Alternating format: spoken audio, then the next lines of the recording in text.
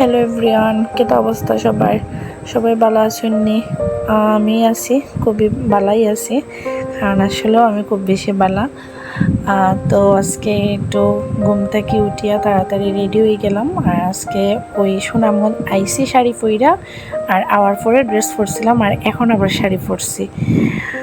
তো আজকে শাড়ি টাড়ি পইরা আসলে যাইরাম আমি অনেক দিন পর আমার একটা মানে প্রাণের একটা জায়গা, আমার যেখানেও মানে আমার সব ময়টা খুব বেশি খাটছে।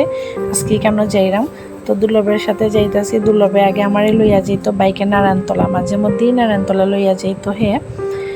তো সুনামগঞ্জ যাওয়ার পরে আর আমারে বাইকও তুলছে না, ও আজকেই প্রথম। তো আজকে আমারে নিয়ে আগায় নিয়ে দিয়ে এলাম। এই যে আমি আইসি শিল্পকলাত। তো শিল্পকলাতে আজকে একটা প্রোগ্রাম আছে, সৃজন স্কুলের সাংস্কৃতিক অনুষ্ঠান আসলো আজকে তারার। তো এখানে আবার আমার স্টুডেন্টরা নাচও করছে, কম্পিটিশন আসলো নাচের।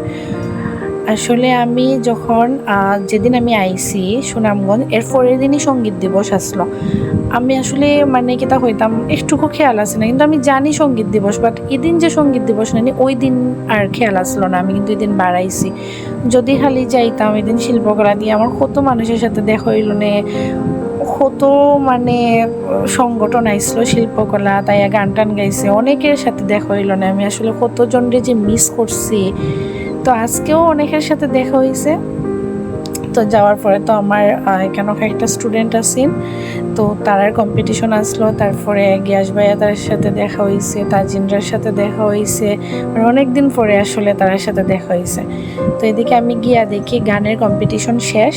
তো আশায় গান গাইছে, সুয়েল ভাইয়া গান গাইছে, তারা গান শুনলাম। এরপরে শুরু হয়েছে নাচের কম্পিটিশন। তারপরে একটা একটা করে সবাই মানে নাচ করে, অত সুন্দর করে নাচছে বাচ্চারা, মানে কিতা হইতাম। আমরা তো ছোটো থাকতে স্টেজ উইটটা নাচছি, নাচার চান্সই পাইছি না। আর আমার আসলে এখনও স্টেজে উঠলে আমার এখনও ফাও খাপে, আমার ডর করে এখনও, মানে আমি যদি পারফর্ম করার লাগি যাই তাহলে আমার ওখানে ফাও খাপে। আর এরা দেখুন পিচ্ছি বাচ্চারা কি সুন্দর হয়ে নাচে, মানে তারা কোনো ডর ভয় বলতে কিচ্ছু নাই, কত সুন্দর করে তারা নাচে। তো অনেক দিন পরে আমি আবার শিল্পকলা দাইছি। আসলে অনুভূতিটা একটু অন্যরকম, কারণ বিয়ার আগে আমার তো বেশিরভাগই তো প্রোগ্রাম নিয়েই তো সময় কাটতো না। তো যার কারণে আমি এগুলো খুব বেশি মিস করি। মানে এই কালচার জগতে যারা আছে তারা এই জগৎটাকে যখন হুট করে মানে একটু সরে যাইব, তখন বুঝতে পারবো, একমাত্র তারাই বুঝতে পারবো যে আমার কষ্টটা। তো এর আগে অদ্রিজার নাচ একটা গেল, এই এখন যে নাচতেছে তো হচ্ছে অনুশ্রী। আসলে অনুশ্রীর আজকে দেখতে অনেক সুন্দর লাগছে। গেছি পরে হুট করে আইসে যে ম্যাডাম আপনি কোন সময় আইসেন, কোন দিন আইসেন। এখন নাচের পুষ্পিতা, মানে আমি যাওয়ার পরে আসলে তার প্র্যাকটিসটাও কমে গেছে, আগের মতো আর করে না। আর পড়াশোনা নিয়েও আসলে ব্যস্ত হয়ে গেছে বাচ্চারা। এখন তো পড়াশোনারও খুব বেশি চাপ, স্কুলের মধ্যেও খুব বেশি চাপ দেয় টিচাররা। তো যার কারণে ব্যস্ত হয়ে গেছে, আর এগুলো আর করার আর সময় পায় না। তাও যদি আমি থাকতাম তখন তো আমি সপ্তাহে একদিন আমি বাতি করে ক্লাস নিতাম, ওইগুলোর মধ্যে প্র্যাকটিস হইতো। তো এখন যে কয়দিন আসি এই কয়দিন তো অবশ্যই তার ক্লাস আমি নিব। কালকে থেকে আমার শুরু হয়ে যাব প্রতি শুক্রবারে। যে কয়টা শুক্রবার আমি এখন পাইমো, এই কয়টা শুক্রবার চিন্তা ভাবনা করলাম যে তারা একটু সময় দিব, কারণ তারা এমনিতেও আমার লেগে বইয়া রয়েছে যে আমি কোন দিন আইতাম। তো খুবই ভালো একটা সময় কাটছে শিল্পকলাত গিয়া, সবার সাথে দেখা হইল, নাচ টাচ দেখলাম অনেক দিন পরে। সব কিছু শেষ কইরাম পুরস্কার বিতরণী।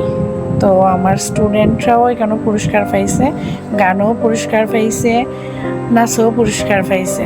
তো এইদিকে আবার পুরস্কার ঘোষণা দেওয়ার পরে তখন আবার শুরু হয়েছে তারা অভিনয়।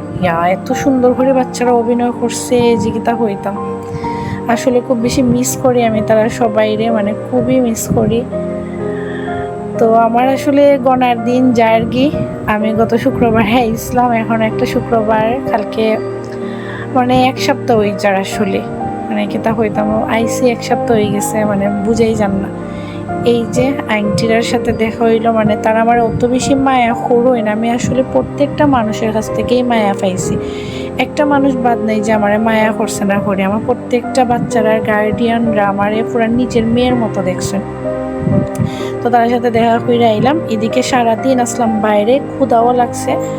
তারপরে চিন্তা করলাম তো চল আমরা গিয়ে কিছু খাই বলতে বাতের খিদা লাগছে সত্যি কথা, যেটা বার্গার ফুচকা টুচকা খাইলে কিন্তু ফেট বললো না উঠলা, মানে ফেট উতলাইল না খালি, আর বমি বমি ভাব করলো না। তো পরে আমরা গিয়া ভর্তা দিয়া ভাত খাইলাম, মানে ভর্তার আইটেমটা দিয়া ভাত খাইছি থেকে ভাতটা খাইতে পারছি। আসলে মাংস টাংস এইগুলা দিয়ে আসলে মানে ক্ষুধার মধ্যে খাওয়া যায় না। আর আমার আসলে বাইরে মাংস তরকারি কইন বা মাছের ঝোল টোল এগুলো আমি খাই না, বাসাতেই আমার ভালো লাগে খাইতে। তো আমি আসলে অতটা চা খাই না, এদিকে চা আছে তাসলিমা, তাই পাগল গেছে চা খাইতে। কারণ আমি করলাম যে ভাত খাইয়া চা খাইতাম যদি আবার পেটে সমস্যা হয়, গ্যাস হয়ে যায় যখন, তাহলে তোর এখান থেকেই আমার একটু দিলা। তো এটা লাগে তারা এখান থেকে আমার চাটা দিল আর কি। তো তারা এখান থেকে ভাগ করে চা খাইলাম, চাটা খাইয়া পরে বাড়াই গেলাম। এদিকে আমার বান্ধবী অনামিকা তার ছেলে সব চিরুনি ফালাই দিছে, যার কারণে তাই আজকে অফিসও গেছে মাথা না আশ্রাইয়া। এখন তাই কইতাছে যে আমার তো চিরুনি কিনতে হবে, আমার বাসাতে একটা চিরুনিও নাই। তারপরে বললাম তাহলে চল চিরুনি কিনি। চিরুনি কিনা তাইলাম, চিরুনি কিনা তাই আমি নিজেও মাথা আশ্রয় লিছি, পাখে দিই বোনাস ফাইলিলাম। আর এদিকে তাই দাম দর করে চিরুনি, তো দোকানদারও আসলে আসে। আর এই যে 2টা চিরুনি তাই লইছে, খান তাই ছেলে চিরুনি সব ফালাইতে খেলতে গিয়া। তো দোকানদারে টেকা দেখার যে 60 টাকা দিয়া তাই নি চিরুনি কিনছেন, 60 টাকা দিয়ে 2টা চিরুনি কিনছে তাই। তো যাক চিরুনি কিনা হন তাই যার বাসাত। আর এদিকে আমি আর তাসলিমা আমরাও যেরাম বাসার দিকে রওনা দিলাম। আসলে বাচ্চা কাচ্চা যে কি একটা অবস্থা, শয়তানি হলে সব তো পালাই দেয়। আর এই যে আমরা এটা খালিবাড়ি রোড আসলো, তো তাসলিমারে বাসাত দিয়া আমি এলাম বাসাত। আজকে দিনটা আমার আসলেও খুব বেশি বালাই খাটছে। এই যে আমার জুসি শোনা তাই অত সময় একলা একলা আসলো, বান্দা থুয়ে গেছিলাম কি তাইরে, তো আইয়া দিলাম আর কি তাইরে খুললা, বান্দা না থইলে তাই যাই আবার বাড়াইয়া এই হইল গিয়া তাইর অবস্থা।